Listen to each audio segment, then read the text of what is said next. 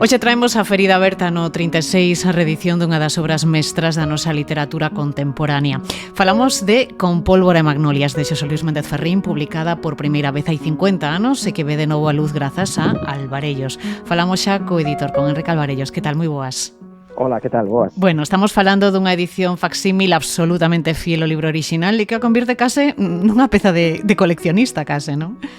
Foi un libro obxecto no seu día, porque o propio Ferrín hai poucas semanas antes de sacar o libro nos dixo que o libro superara censuras tamén por ser obxecto, é dicir, por ser un libro luminoso tamén no sentido do colorista, e que triunfara polo deseño, é dicir, foi de man en man, de casa en casa, semiclandestino, sí. E daquela xa foi un libro obxecto, e hoxe había que facer tamén un libro obxecto que, aparte da enorme calidade transformadora dos seus versos, sexa tamén un libro que nas mans hasta ten ese recendo do papel craft, que é madeira pura tamén dentro del, non? Había que facer ese libro de novo hoxe. Non sei como se vos ocorreu optar por esta vía e que lembranzas gardas ti da primeira vez que puideches ter nas túas mans Con pólvora e magnolias. O libro estivo na miña casa sempre, quero decir sempre, desde que saiu no 76, meu pai comprou no daquela, meu pai fundou a editorial no 77, é un libro que el lle serviu de referencia a outros que publicou naqueles anos tamén en papel de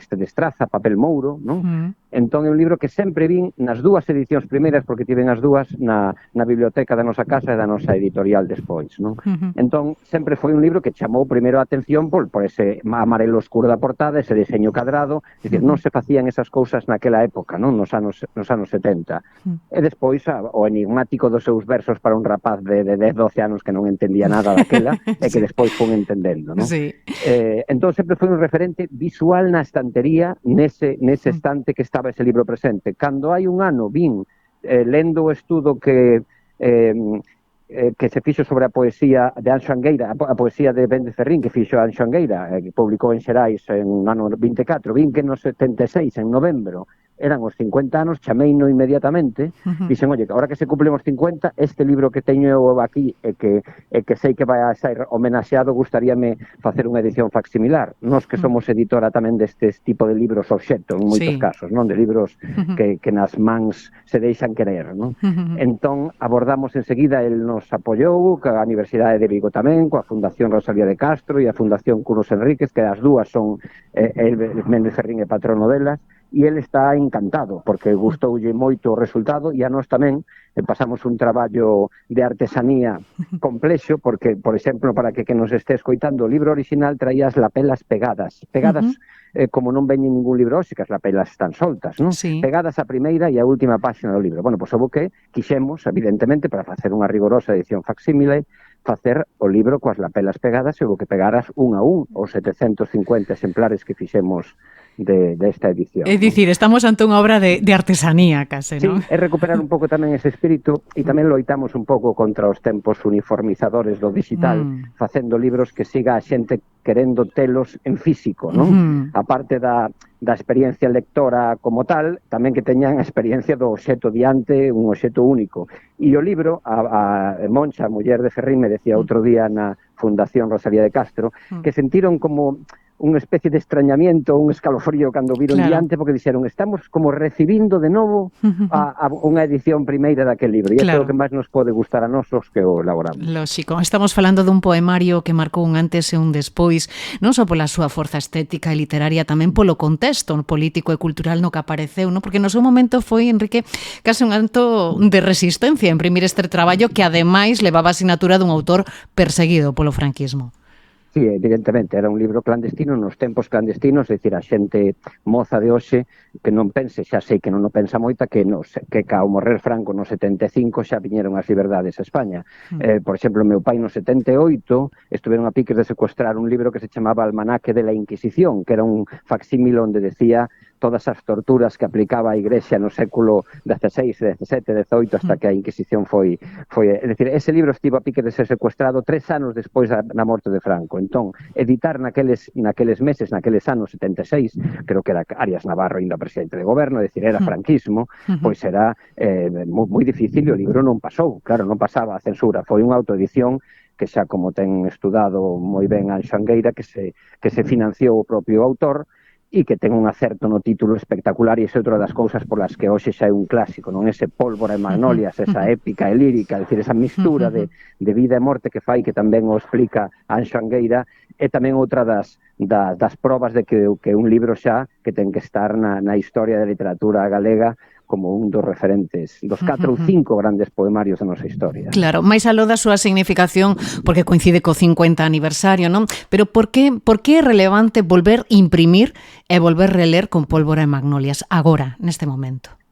Sí, vamos a ver, con Pólvora e Magnolias toca os temas básicos, se a poesía é algo na historia da nosa literatura, do noso pensamento, porque a poesía é pensamento en dosis mínimas, non é pensamento profundo, é falar dos temas que fala este libro e que falan os grandes poemarios, que é a loita pola vida, a morte, o paso do tempo, e sobre todo aquí hai unha superación da poesía social que se viña facendo naqueles anos, e hai xa o que hoxe chaman os expertos un culturalismo na súa poesía. É dicir, hai referencias enormes á política e á historia, tamén as conexións de Galicia coa Bretaña e as conexións coas nacións celtas e as conexións que referín que era un gran, enorme poeta e tamén un gran político, non? Un home que cultivou o activismo político e o activismo cultural ao mesmo tempo e que virte os dous, os deposita os dous en unhas páxinas memorables. E a parte de todo este contido xoga unha importancia enorme a forma, desde a letra, imitando as tipografías das propias vietnamitas, esas copistarías clandestinas con as que se facían os libros, esa letra tipo que chamamos hoxe freestyle, o tipo escrita a máquina, non? É dicir, as colores lila, o propio color marrón dese papel craft, por certo, o papel craft que se fabrica en Santiago de Compostela na papelería de Brandía, que é a papelería, a empresa máis antiga de Galicia, que sigue funcionando desde 1810, máis de 200 anos, un caso insólito. Bueno, pois ese papel, as bobinas de papel craft que levan este libro, se fabricaron moi preto da nosa editorial, a 800 metros que está esta papelería, non?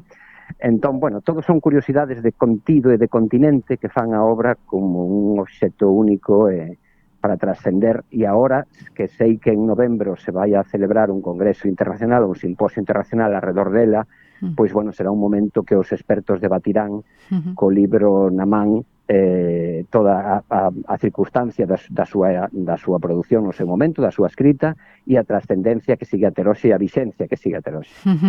E que impacto causa ou crees que pode causar se que non se aproximaron a ela a lectura desta obra para as xeracións máis novas, non? Esas as que o franquismo lles queda tan lonxe, non? E que todos os días están vendo salpicadas e intoxicadas por mensaxes negacionistas en redes sociais.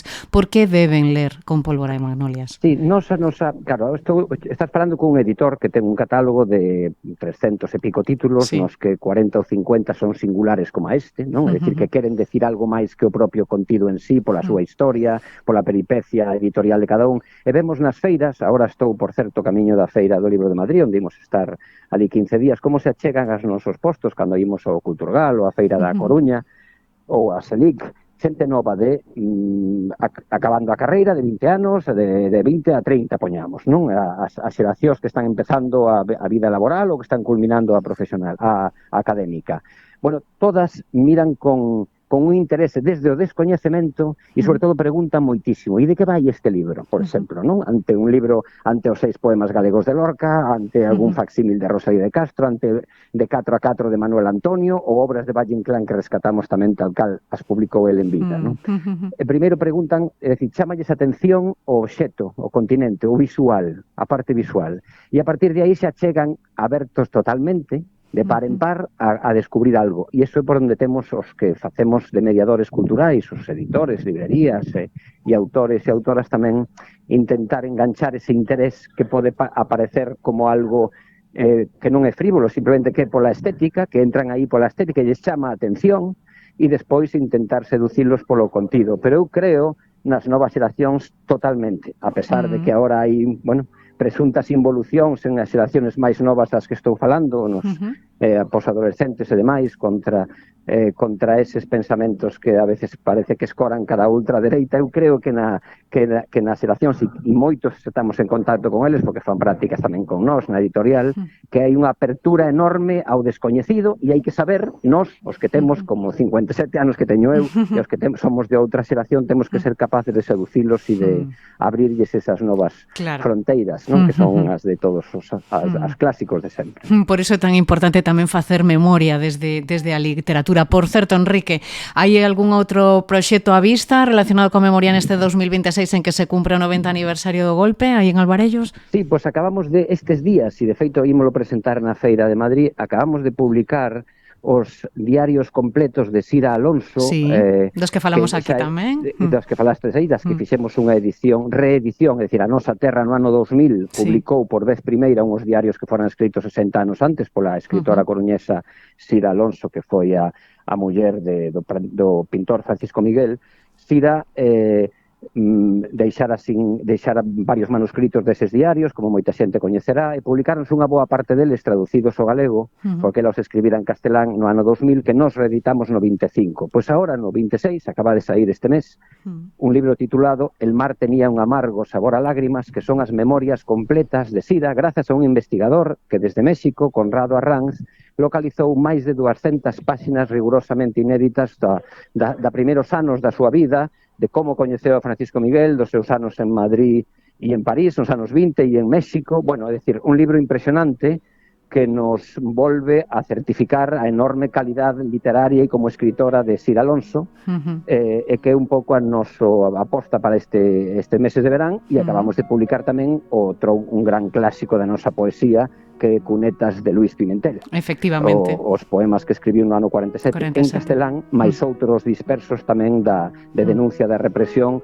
dun dos mellores poetas da nosa literatura e da literatura en español tamén. Pois moitos éxitos con estes proxectos, xa teñen aí por diante varias propostas para levar na mochila este verán. Enrique Alvarellos, moitísimas grazas por achegarte ata aquí e unha aperta. Gracias e un saúdo a todos os que nos escoitan. Un saúdo. A Ferida Aberta no 36, un podcast de Nuria López.